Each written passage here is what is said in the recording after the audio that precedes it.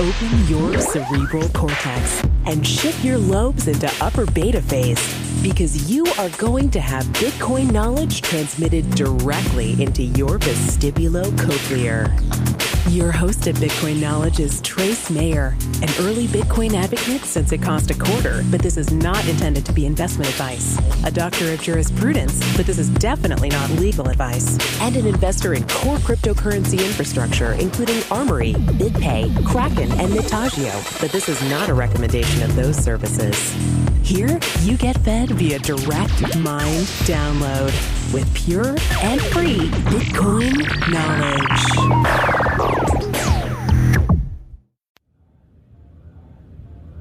Welcome back. We have an excellent interview with one of our new entrepreneurs, Roger Quijano. He's CEO of BitInka. Welcome to the podcast, Roger. Oh, thank you. Now, this is really exciting. You just launched BitInka yesterday. You had submitted to CoinDesk asking them to cover you, and they had you get letters of recommendation from all the banks you're working with, et cetera, to verify. So tell us a little bit, what is BitInka, and why is this really, really cool for what's going to happen in Latin America? All right. Well, first of all, I've already been in CoinDesk. We already had an article written a month and a half ago. If you go ahead and Google us, you're going to see there's a couple of articles that involve the company. BitInka is totally different from any other exchange that has been done in South America. Since we approached from a different point, we went ahead and opened offices wherever we wanted to work. Nobody else has done that. I think some have like 2 offices in Argentina and Brazil. We're going to have by the end of the year around 5 offices. We're going to be in Peru. We have in Bolivia, where we're just an e-wallet since Bitcoin is banned. We're going to be on Brazil, Argentina, and Venezuela. So we're 5. And Chile. And Chile. Well, can't forget Chile. Can't forget Chile. Chile is really a nice country to have here. Yeah, Chile. Well, Chile's a little bit hard because over there it's a little bit hard to open a company being a foreigner. Even though we're in Mercosur, it's a little bit hard. Yeah, you have to get the tax ID number, the La Ruta number, I think it is. Yes. There. So that's not gonna be by the end of the year. But Chile is phenomenal. Santiago is just. I've never been there. You haven't? No. Oh, it's absolutely gorgeous. I've been to the airport. Yeah. It's nestled up in the Andes, and it's just beautiful weather. And I've been all over Chile, like Viña del Mar, all the way to Puerto Natales, clear in the south. I'd actually rented a van and driven all over Chile with a U.S. diplomat, actually. Oh, wow. Yeah, he was from the Montevideo embassy.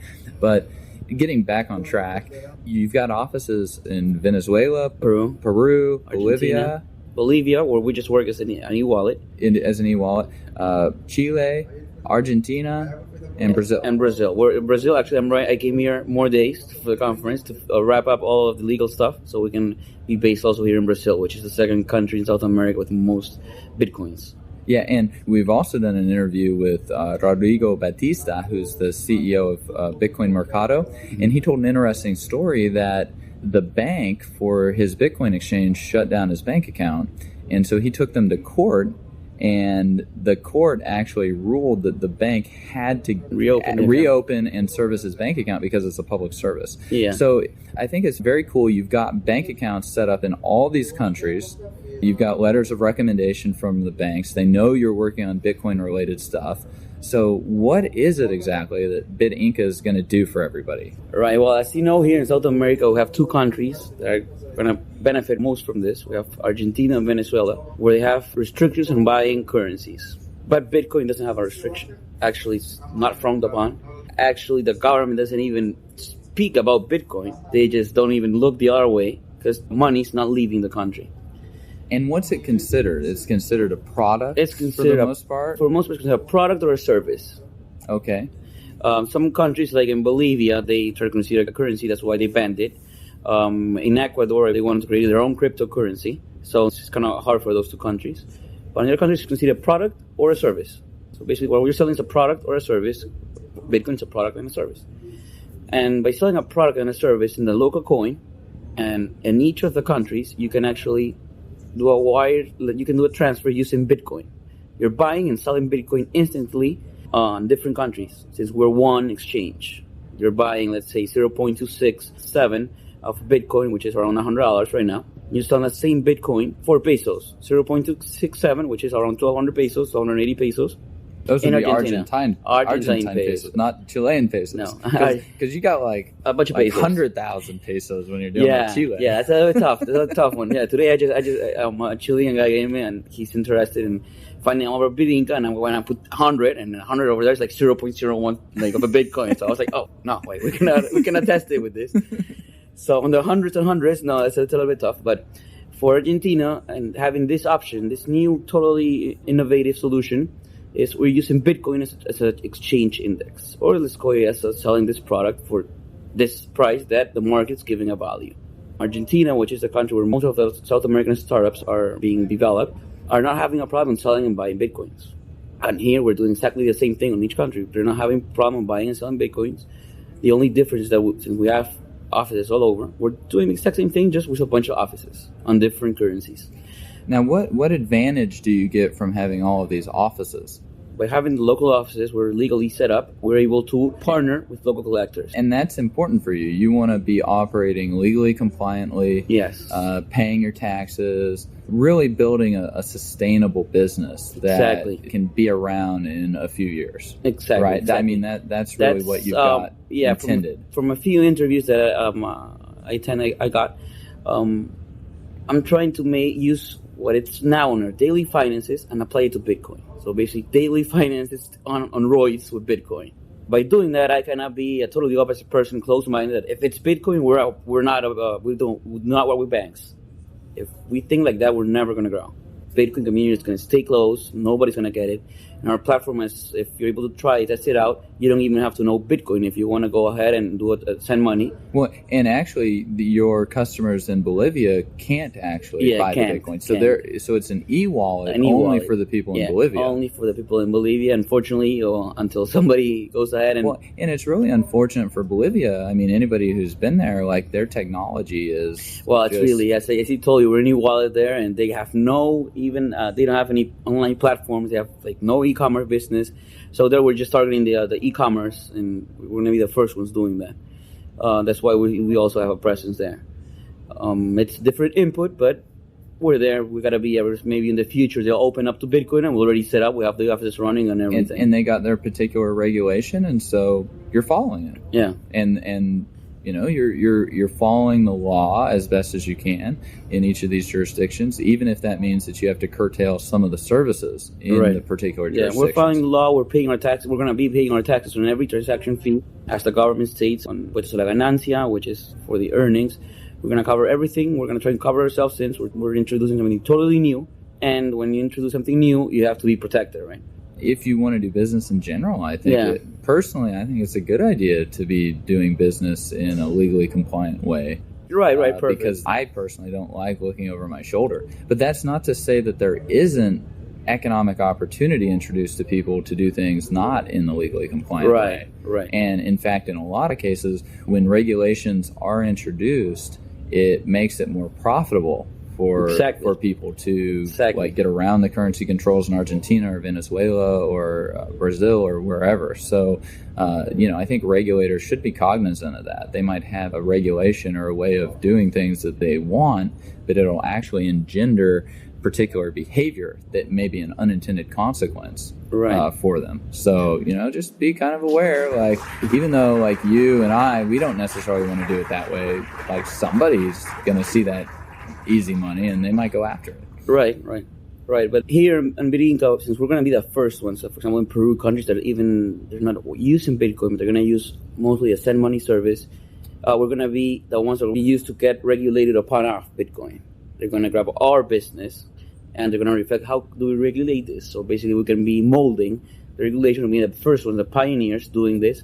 And that's our main idea here. We have to be legally compliant, and once the government wants to set a regulation, we'll follow whatever they want in order for us to keep doing business. And then they have someone they can talk to. They can have someone that can help them understand the technology. I know we've followed a very similar path in the U.S. with BitPay, for example. And people from BitPay will meet with different regulators and help them understand what's going on. And it's been very helpful in trying to get shaped different regulations to affect the industry in the U.S. so that, it's just not blatantly problematic for the Bitcoin industry.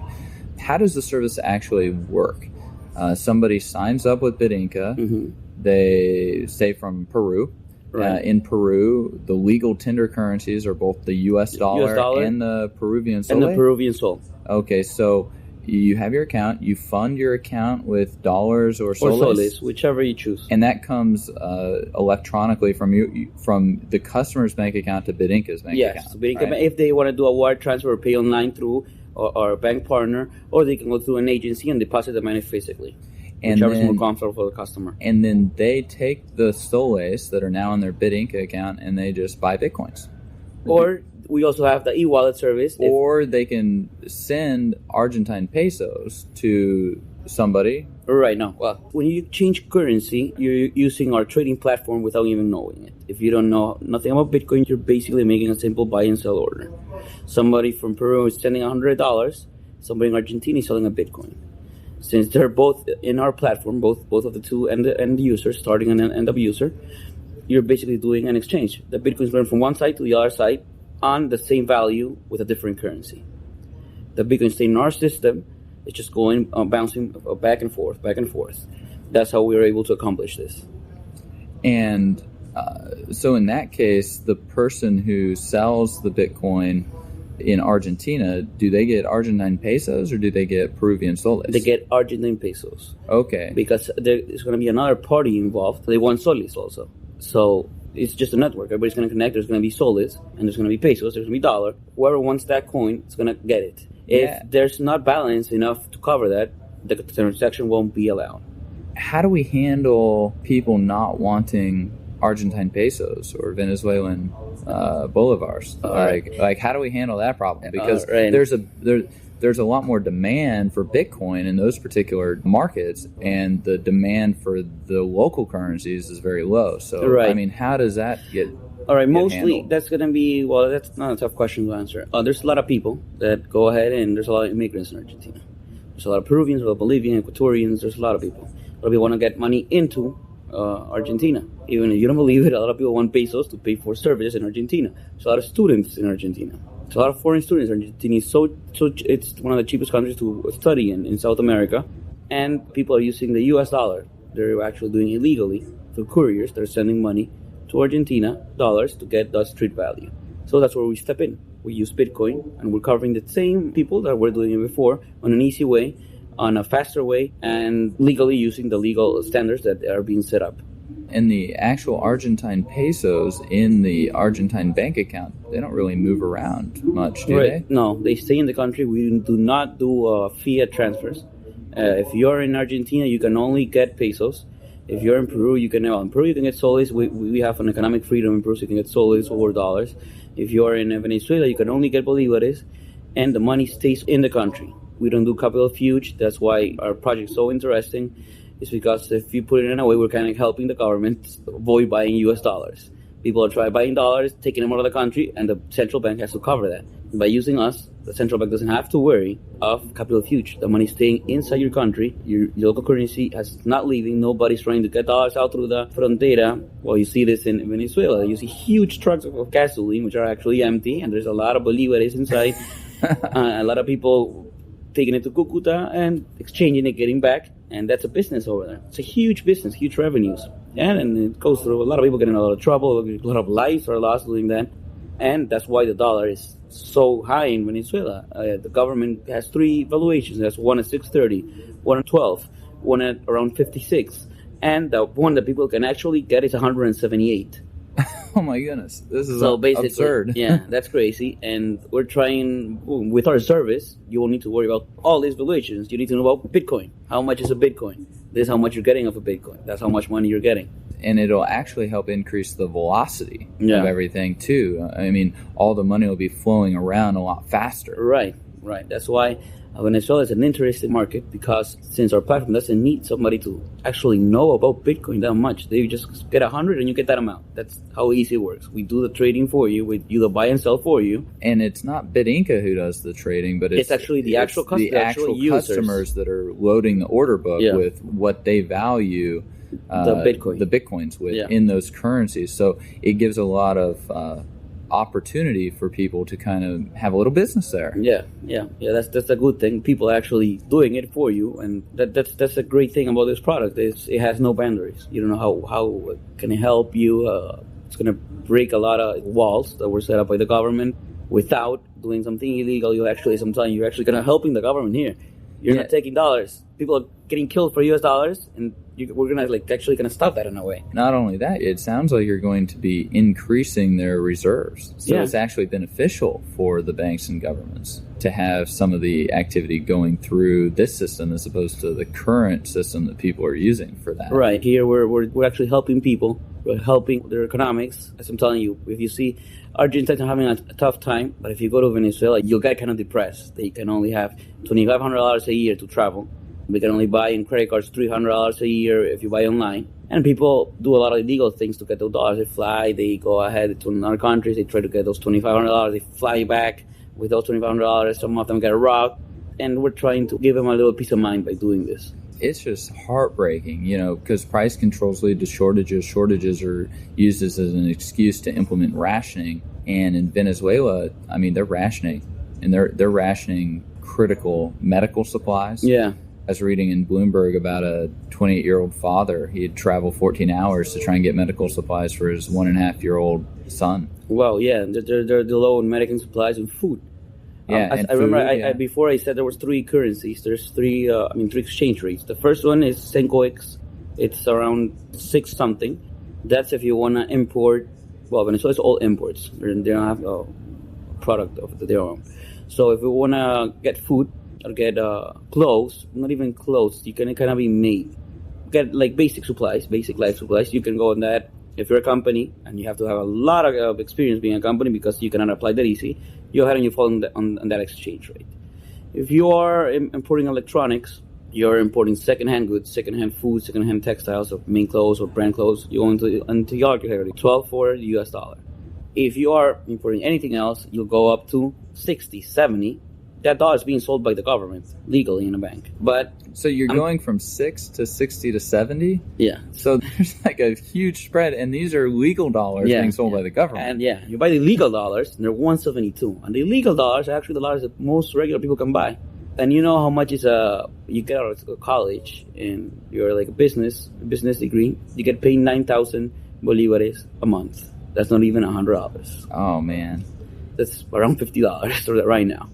Even with the money, you can't buy anything because there's just shortages. Yeah, even when the money comes in and the money that people are selling, like imported goods, it's to the parallel market level. So it's really depressing economy. And with this, we hope that governments and see that we're actually not flying capital out, staying in, and we're somehow helping them avoid this. And maybe let's think big. Bitcoin can help solve their problems of hyperinflation because of the U.S. dollar shortage. Now, withdrawing the Bitcoins from BitInka, how's that work? Is it just very seamless, very easy to withdraw Bitcoins? It's just like another exchange. You go ahead, put it in your wallet, and you'll take it out. Bam. And you got the Bitcoins in your own Armory wallet or wherever you're holding them, right? That's no problem. Where it's nice and safe. Right. Since we expect a lot of supply and demand here, mostly because of this service we're offering, most of the people are going to put their Bitcoins in, they're going to be sellers. Using them to increase that velocity and making a little bit trading here and there. Yeah, trading's going to be fast. It's the first time somebody tries to grab the South American market all at once. That was the hard part of BitInka, traveling, getting residents in all these countries. Getting bank accounts. Oh, Bolivia didn't even start it. Bolivia was a pain. It was a pain of me paying people to represent me. Oh, well, it was a pain. And again, in Bolivia, we're just an e-wallet. So it went even worse. Everything happened. The Bitcoin got banned when I started this, and everyone was like halfway. So I was like, okay, let's just do an e-wallet. You're working with the biggest banks in these respective countries. Yes. Right? Yes. Like in Peru. In Peru, we're working with the biggest bank as our collector. Well, we're working mostly towards the e-wallet. That's the project they're interested in. But we're adding funds through them. They're really interested in the e-wallet because there's a lot of micropayments where the banks do not get to micropayments. Most of these people are unbanked people. And by doing this, they will have to have a bank account, basically. And it's as easy as going 2 blocks away and getting a bank account just with your DNI, which is the ID card. And this will help people do that, getting banked, because they won't have to loan. In Peru, it's pretty common if you want to go to a shop and have money. They lo fían. The kiosk gives you, and they open a tab. A bunch of people don't pay, and so by this they'll be like, "All right, no, fía, no, yo no te fío. I'll scan your QR code. I'm paying with BitInka." paying your cab with the BitInka, and since we have this new product, you can pay a cab, a kiosk with BitInka in all the countries where we work with. Yeah, so you might even start building merchant tools or whatnot. Yeah, actually, it's the next step. That's probably like next step. Yeah, we're going to create it. Well, we're going to our API to integrate your web page for an e-commerce, which actually this is an e-commerce what got me into Bitcoin. So I always have that in mind, and that's where all the money is in South America, in e-commerce, on this and Bitcoin. We're growing emerging market when it comes to e-commerce. We're like 20 years behind United States. And Bolivia's 50 years. Bolivia, yeah. So, they're still like dragging horse and wagons around, they're right? there. Well, they have a really nice cities, to be honest. I don't like La Paz that much. I love Santa Cruz. La Paz has good things, but I've been going most because of business. Santa Cruz is a really nice city. It's emerging. You can see that people there are more open-minded. Every country I've been in, they have their plus or minuses, just like any other country. But I love them all. I love that everybody in South America, as a block, we all progress. That's the main idea. And I think Bitcoin is going to do a lot for that.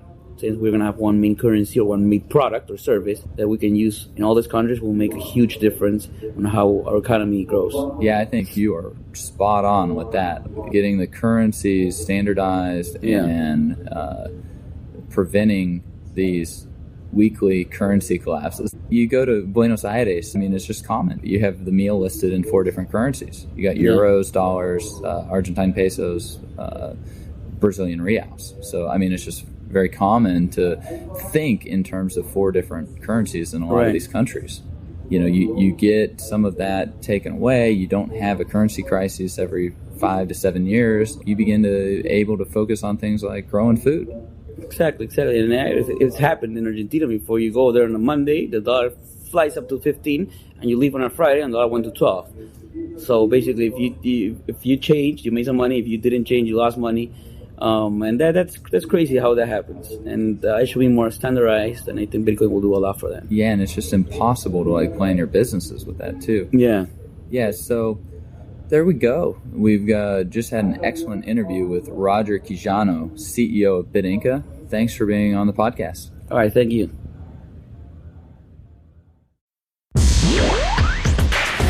Be sure to get a copy of the free Bitcoin Guide at freebitcoinguide.com. Got a question or suggestion? Record your voice at bitcoin.kn. Don't be shy. To help the show, share bitcoin.kn with friends, post about it on Reddit, and otherwise spam the interwebs. Your iTunes comments and 5-star reviews are very important to us. Please continue tuning in to the Bitcoin Knowledge Podcast, where we release interviews with the top people in the Bitcoin world. Now take some choline and let that Bitcoin knowledge consolidate.